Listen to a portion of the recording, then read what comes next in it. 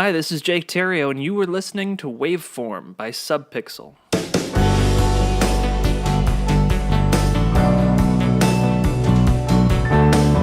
In today's era of AAA gaming, the role of the community manager is more important than ever. But just what exactly does a community manager do? Well, on this episode of Waveform, you'll find out just that and more. So I do have some icebreaker questions just to dive right in, and I realized one of them is like a terrible icebreaker question because I'm not even sure how I would answer it. But first, so this will be the easy one. What games are you playing right now? Actually, I'm finally sitting down and finishing up God of War, so. Oh, okay, yeah. How has that been? Oh God, amazing! It's so good. It's everything that I wanted and more. And I at first was a little worried about the change in combat because I'm really I love hack and slash. I love hack and slash gameplay. That's why I love Darksiders so much. And it's not so much that anymore. But it still is super satisfying. I mean, it's on my list, and of course I haven't gotten around to play it yet, especially since this Destiny 2 expansion came out, and that's all-consuming. But so on the thread of video games, this is the second my terrible icebreaker question. If you were to rank the four horsemen from Darksiders, how would you go about that? Am I gonna get fired if I answer this one wrong? Yes, I've got David Adams on the line right now. Oh, good, perfect. The hard thing is we haven't seen Strife yet. We really haven't. And I won't lie to you, I did not read the Abomination Vault. So I mean, apparently they talk about it more in there. But the question is how much of the Abomination Vault is canon? And in the comics, it's all pretty, there's not a lot going on with him. So it's kind of hard with him. Number one is War, no question. War is bae. Sorry, everyone else. War is amazing. I love War. I loved how he played. I loved how he looks.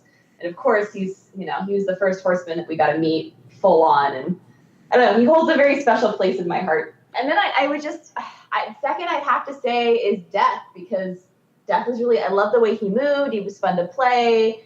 He felt powerful, especially toward endgame. And this is what might get me fired. I have to say Strife next and then Fury. I don't know. No. I'm just and that's just for me personally. I think that a lot of people are really going to like who she is. Part of it too, though, is I've been working on this costume that I just mentally and emotionally destroyed me. So I get PTSD constantly when I see her. So it's a little bit of that too, but yeah. It's kind of like Strife and Fury are kind of, I guess, both thirds, you could say, because you don't really know much about Strife. But I mean, we really don't know much about Fury yet either. We know some. Mm-hmm. Well, the rest of us don't. None of us do, right? A winky face. Right. But War is dead. War is no question number one. No question. All right. I respect that. Your social feed has been full of, like you said, your Fury outfit, and people who are familiar with you outside of even community manager for Gunfire Games probably know you as having a cosplay background. So that's kind of what I want to dive into as I figure out this horrible segue.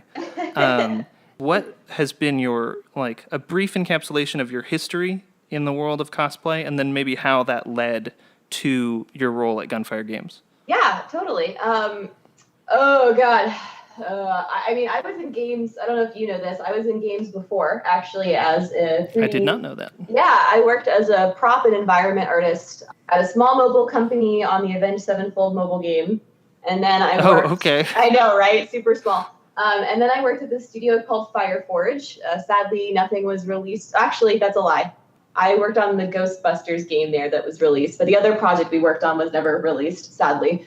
And then after that, I went to Carbine for a little bit, and I worked on WildStar for a while. So that was okay. Yeah. It was free to play, and then buy extra stuff. I was on the I don't remember the name of the team exactly, but I was basically making cool stuff that people could buy, like hoverboards and weapons and all that kind of stuff. So it was fun. And then that whole time I was doing game stuff, I was also doing cosplay on the side, and I fell in love with it. I really loved building with my hands. It was just kind of nice to get away from the computer. Irony. But I got a job with Sideshow Collectibles, and I made Shard from Court of the Dead for them as my first paid job, and that allowed me to step away from games and do cosplay full time. And then I started getting more jobs from other studios. Then a couple smaller studios. I worked on like heavy metal machine stuff. And then last year was really cool. I worked with THQ to help promote the Battle Chasers stuff with my female garrison. Right. So there's just some fun stuff with that. But anyways, that whole time I had been focused on building up my social media presence. So I had to learn video editing, photo editing, as well as, you know, actually how to market yourself on social media, how to use those things properly, the correct marketing tools, analytics, all that kind of stuff. When this job came around for CM for Gunfire, who are obviously working on Darksiders 3, at first I didn't even think about it. I was like, oh, that's kind of cool. They're hiring, blah, blah, blah. And then one of my friends was like, this job is perfect for you. You need to do this. You have all this experience doing this and all this experience doing that, and you love Darksiders. Like, you're obsessed. So I looked into the job, and it kind of like the more I thought about it and the more I got my stuff together and I finally applied for it, it kind of did click that it was a better fit for me than I first expected because of all of the stuff that I've had to learn over the past few years doing the cosplay stuff for myself and, you know, learning how to make money and promote myself as a person. So it was just taking all of that and putting it towards a company and, of course, a brand that I know pretty well, you know? How are the environments of promoting yourself on social media and then kind of promoting this brand that you're familiar with on social media? Is there any crossover? Obviously, I'm sure there is crossover there, but how are those environments, I guess, similar or dissimilar? It's very different in the sense of when you represent a company, a studio, a brand, you really have to watch what you say and how you interact, and even how you interact with people personally, even on your personal, which is kind of a downfall because you have to remain neutral, you know, with everything and everyone.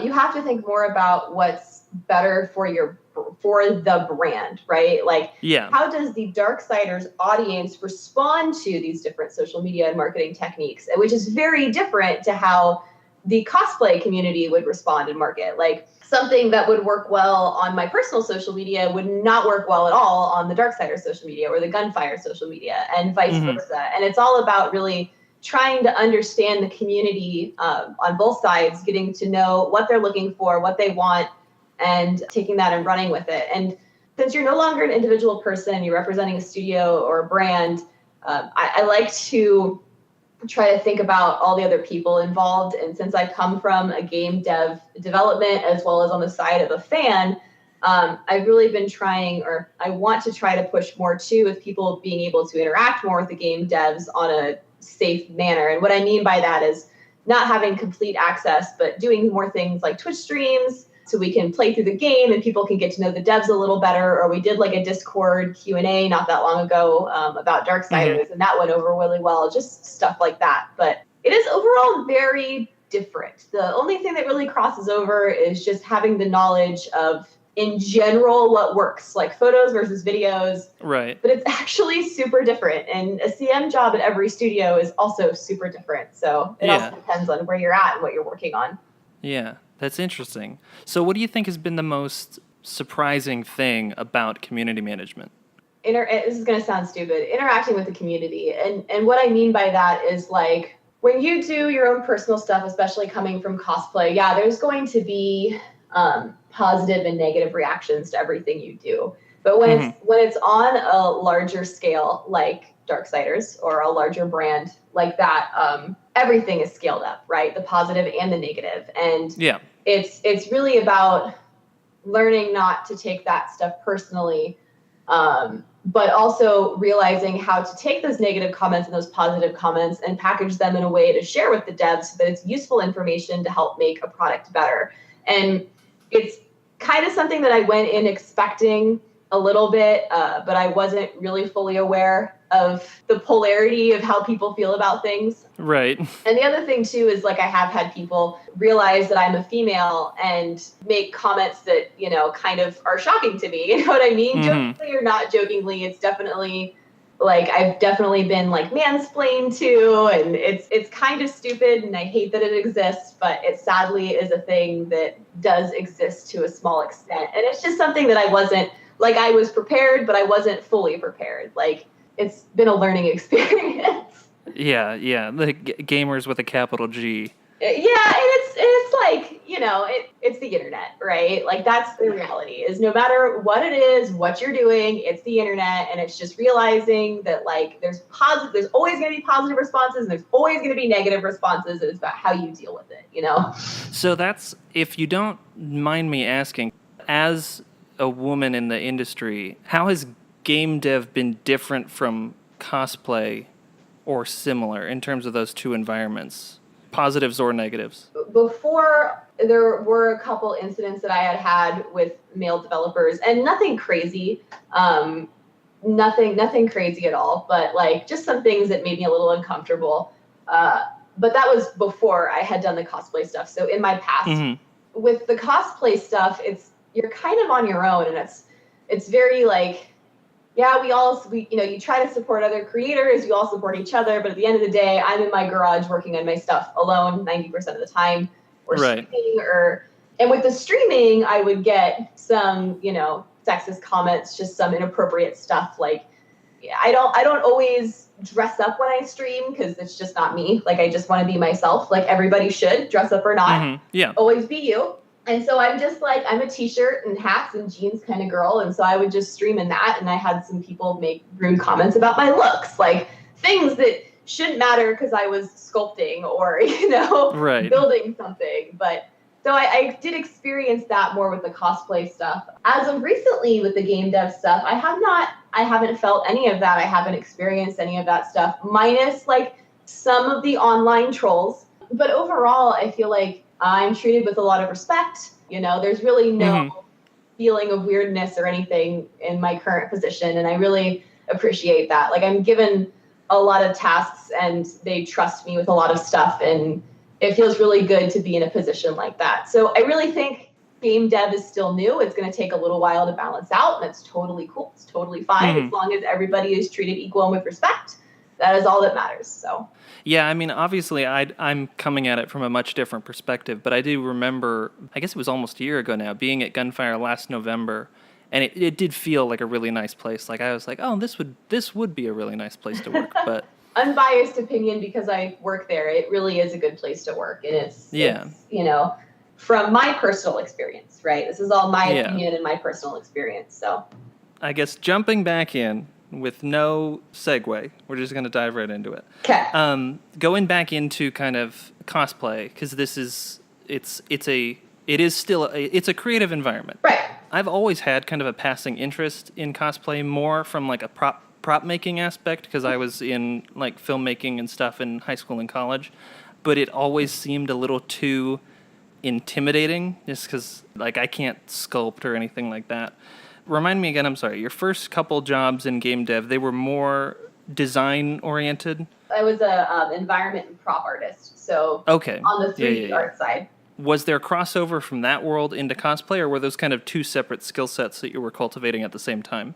At first, they were two separate skill sets, and here's the reality, is no matter what art you're creating, there are things that always cross over, like the rules of designs, color theory. That stuff all still crossed over. And as even as like, this is going to sound kind of weird, but even hand painting texture maps, I was able to use that to help me paint props. Like, it all kind of crosses over in a different way. But at first, though, I mean, working with foam and Worbla and building with that stuff in comparison to, you know, 3D modeling and digital sculpting, those were like completely two different worlds to me. Until I was contacted by Matter Hackers, an awesome 3D printing company that sponsors a lot of my filament. They were like, hey, you have a background in 3D and you cosplay. Have you ever thought about 3D printing? And they gave me the chance to try 3D printing stuff. And then I was literally able to take all of my digital sculpting and 3D modeling knowledge and then apply it to cosplay. And it completely changed the game for me, you know? Yeah, that's awesome. What do you think is the biggest misconception about cosplay? I guess that's hard to say. I mean, there is some incredible, I mean, this goes with, once again, every form of art, but there are some incredible cosplayers out there that are able to just pump out costumes like no other. And I still to this day don't know how they do it, because some people are a lot faster than others. Like sometimes there's a misconception of the amount of time a costume would take, Right. specifically more on like a professional level. And what I mean by that is I've been contacted by companies asking me to make something in, an extremely short amount of time for what the project is. And it's just like, I'm one person, like Right. I can't do this. But there really are some people out there who can build that quickly. It's just not everybody. So I think sometimes there's a misconception of time. I also definitely think there's a misconception on how much it costs. And once again, this depends on a lot of stuff. Some people will point to a build that's all foam that might look decent from far away or looks decent now but might not last as long. And they'd be like, hey, like we want you to build this insane costume using your 3D printing stuff, but we're going to give you the budget of the foam person, and it's it's really too like on the cosplayer to kind of know when they go into it, like, well, if my budget's only this much, then maybe I should just use foam or vice versa. But it's not just about the materials, it's also about the time and the labor it takes to put into something. And yeah, absolutely. If somebody wants me to do a full armor build for them for like $300, I'm like, you don't understand. Like, it doesn't work that way. Like, for me, like, even if I used foam and cheaper materials, you're still got to pay for the labor. And I think that there's just a misconception of like, well, you love doing this, so I don't understand why I have to pay you that much. And it's like, well, yeah, but it's still a job. Like, right. You're paying for like my work, not just the materials. So it's just a misconception. Yeah. Well, so how do you approach, I mean, I'm sure this is definitely on a case-to-case basis, but getting commissions is one thing, but when you approach doing a design for yourself and making cosplay paraphernalia for something that you've decided on, how do you go about approaching that? Is it always like a character you're passionate about, or that you think this would look cool, or? There's many reasons personally why I choose to do a cosplay. And a lot of times I kind of want the stars to align where it's not just one of these reasons, but it tends to be more than one, if not all. Yeah. I mean, I won't lie. Like if I like a design, but I don't know who the character is, but if I like the design enough, then I might do it. Like if I like the design enough, or if I love the character, but I don't like the design enough, well, maybe I love that character enough to do it anyways, because I just want to pay homage to that character. Or maybe I look at something and I see it as a challenge. And so therefore, because it is a challenge, I want to, learn and try to overcome that. And sometimes too, I know for people, sometimes it's about maybe what's big at the time, like fan art, right? Like, I mean, cosplay is essentially like a different kind of love letter, to the brands and to the franchises that you love. It's a different kind of fan art, unless you're doing an original character. There's lots of different cosplay you can do. I mean, sometimes people will do something because it's popular. Like, I'm sure you've seen all of the Bowsette cosplays right now.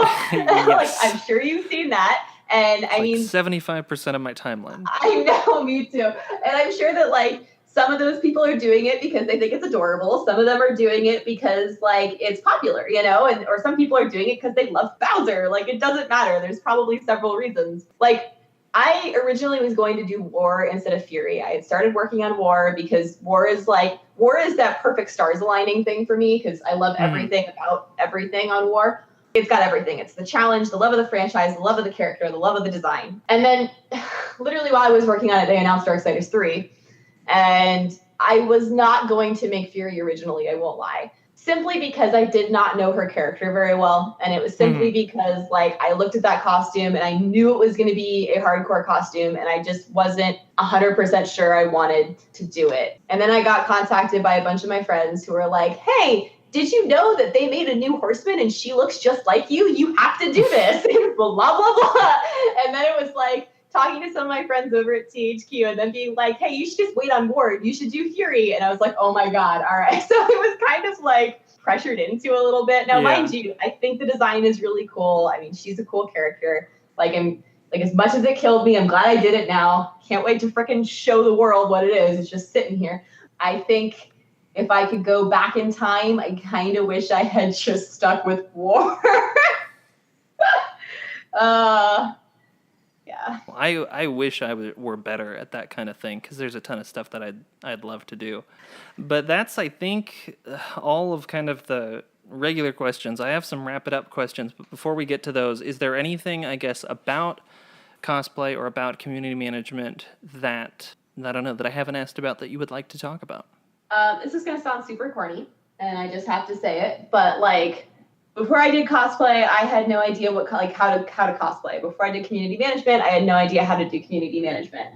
You can, if you really want to do something, take the time, learn the skill set. You can literally do anything you want. And it sounds corny, but it's true. You just need to sit down, put the time in, practice, and don't let your dreams be dreams. Just do it. It's true though. And realize too that like for me, my whole career path has been kind of so organic and weird.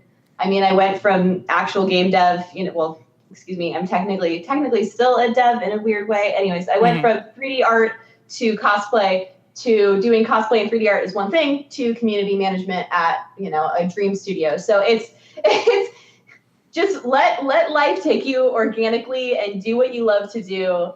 Spend time doing what you love to do. I promise you, if you put enough time and effort into it, you can make money doing it, make a living doing it. Just don't stop. Do what you want to do. And that's my corny segment.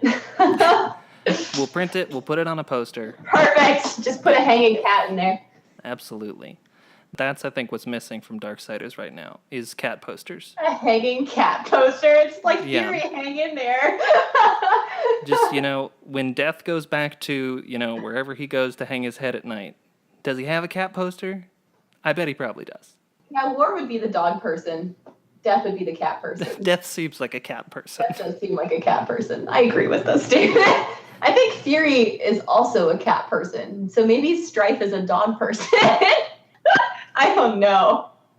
This is going to end up on some sort of fan fiction forum. Fired. But so as wrap it up questions go, I've only got two, and this one again might be answerable or not answerable depending on what you're able to talk about. But what are you most excited for people to see from Darksiders 3?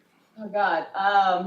What am I excited about? I mean, there's a lot. That's the problem. Is like there are a lot of things that I'm excited for people to see. I'm excited for people to, finally see all the hollows, for people to see the story. It has been publicly told that like Fury does go through some character development. And that being said, like I am excited for people to see the ending of the game. I think that people will be very happy and pleased with it. So that's probably the most generic answer I can give you without breaking NDA. Right. No. I totally get that. I respect that because, I can't even imagine working on a project like this and having to talk about it at all. So what's one character or property, I guess, that you have not cosplayed yet that you would like to cosplay? Oh God, I have a list. I mean, War has always been my number one, but I mean, character-wise, he's been my number one. Yeah. And then my number two is Monica. Oh, okay. Yeah. I like the game version, not the comic version. Yeah. I won't lie to you. Like even the game version is still a little revealing for my personal taste, but like she's still like in Battle Chasers in the video game.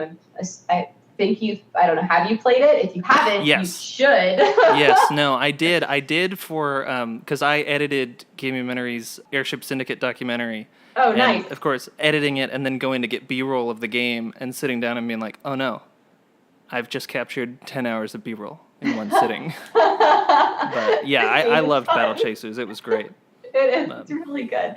I really like her character in the game. Like I really like how she's portrayed. Like she's got more of like the badass female mentality.